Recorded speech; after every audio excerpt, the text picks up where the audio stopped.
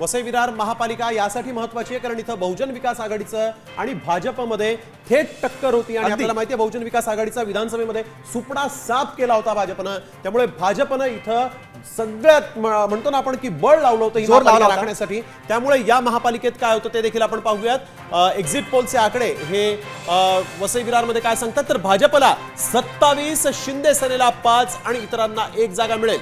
काँग्रेसला 3, ठाकरे सेनेला 7 आणि बहुजन विकास आघाडी हितेंद्र ठाकूरांची 72 नगरसेवक त्यांचे निवडून येतील असा एक्झिट पोल सांगतो, असा अंदाज आहे। अगदी आपण बघतोय बहुजन विकास आघाडीला 72 म्हणजे बहुजन विकास आघाडी इथं सत्तेत येऊ शकते असं स्पष्ट दिसतंय। तर भाजपला मात्र जे विधानसभेत झालं ते काही इथं रिपीट होईल असं दिसत नाहीये कारण 27 जागा राखण्यात यश येईल भाजपला, पण हेही नसे थोडकं असं म्हणावं लागेल। स्नेहिल, तू तर खरं म्हणजे वसई विरार भागात गेला होतास, तिथल्या लोकांशी तू ग्राउंड लेवलला बोलला होतास, रिपोर्टिंग केलं होतंस, काय तेव्हा तुला जाणवलं होतं? अगदी बहुजन विकास आघाडीचा तिथं जोर होताच गिरीश, कारण आपण बघतोय की सर्वसामान्यांशी बहुजन विकास आघाडीच्या नगरसेवकांचा हा कनेक्ट असल्याचं पाहायला मिळालं होतं आणि त्यामुळे बहुजन विकास आघाडीच्या या पक्षावर खरं तर लोक समाधानी होते। परंतु आता तिथं जर कधी सत्ता येत असेल तर मात्र हा भाजपला एक मोठा धक्का आहे असं म्हणावं लागेल कारण भाजपचे 3 आमदार तिथले। अगदी बरोबर, विधानसभा निवडणुकीमध्ये बहुजन विकास आघाडीला मोठा धक्का बसला होता, मात्र महापालिका निवडणुकीत ती मुसंडी मारते असं चित्र आहे।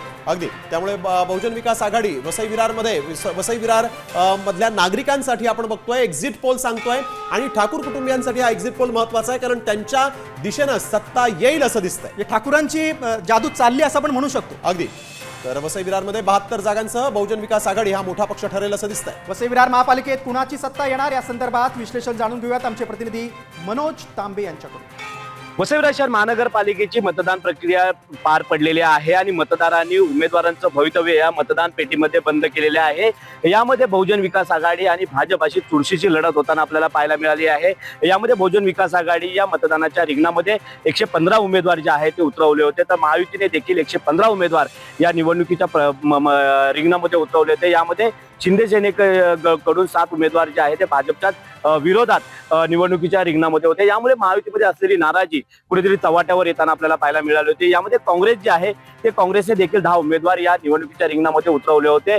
मनसे असेल, मनसेने बहुजन विकास आघाडीच्या तिकिटावर युती करून रिंगण गाजवलं आहे आणि यामध्ये महत्वाची बाब म्हणजे उद्धव बाळासाहेब ठाकरे गटाने देखील या निवडणुकीमध्ये 89 उमेदवार जे आहेत ते थेट उतरवले होते। यामुळे या निवडणूक प्रक्रियेमध्ये चौरंगी लढत जी आहे ती होताना पाहायला मिळेल। मात्र महत्वाची बाब म्हणजे बहुजन विकास आघाडीला आपला गड राखायचा होता आणि भाजपला हा गड आपल्या ताब्यामध्ये घेण्यासाठी मोठी ताकदपणाला लावावी लागलेली। यामध्ये बहुजन विकास आघाडी वर्सेस भाजप अशी दुरंगी लढत जी आहे ती मोठ्या प्रमाणात पाहायला मिळाली।